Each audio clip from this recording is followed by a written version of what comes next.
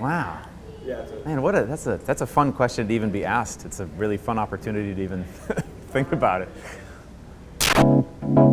Hey, what's going on? Thanks for checking out this video on Reframe. Recently, I got to sit down with Scott Witthoft in Hartford, Connecticut. Scott is an educator at the D School at Stanford. He's a product designer, he's a writer, he's a co-author of the book Make Space, which we'll link below. If you haven't checked out that book, it's incredible.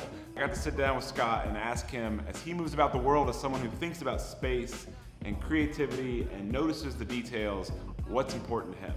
3 minutes with Scott right now.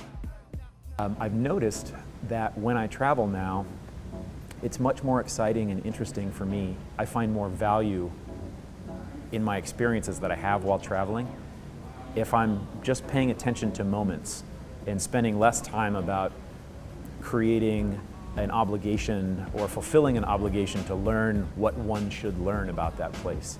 For example, Paris. I've been to Paris once for a week and it was amazing.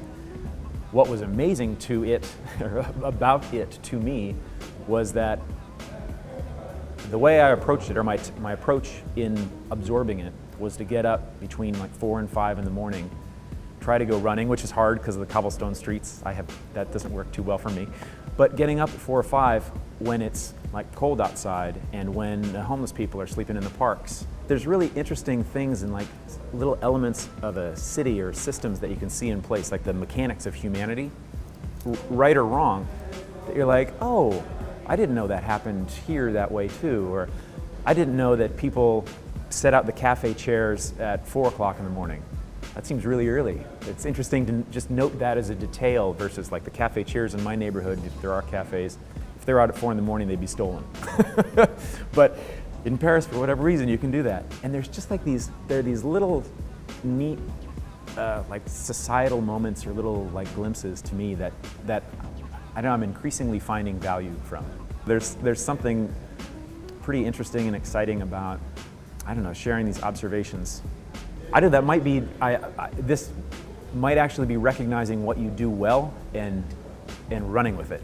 I'm thinking about athletes and musicians and people who are cultural figures and icons that get celebrated for their performance in a predictable arena. Like we might celebrate musicians for their great songwriting, or just the way they make us feel through the work of being the musician.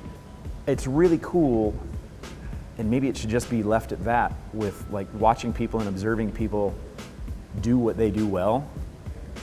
And I observe well. That might be the realization, like Michael Phelps, if you ask him, are you a fast swimmer? He's like, goddamn right, I'm a fast swimmer. I'm, the fastest, I'm the best, or you choose the athlete. I observe really well. I do it well. I guess maybe I'm recognizing that more, but it's becoming a thing, I guess, that I'm noticing that I actually do well, and that might be the equivalent of Carl Lewis recognizing, like, man, I can run really fast. I should probably run really fast. Go for it. So maybe it's inadvertently stepping into a comfort zone with saying, like, oh, I actually do observe things pretty well. Maybe I should keep doing that and I don't know, try to find some value in sharing that or like passing it on in some way.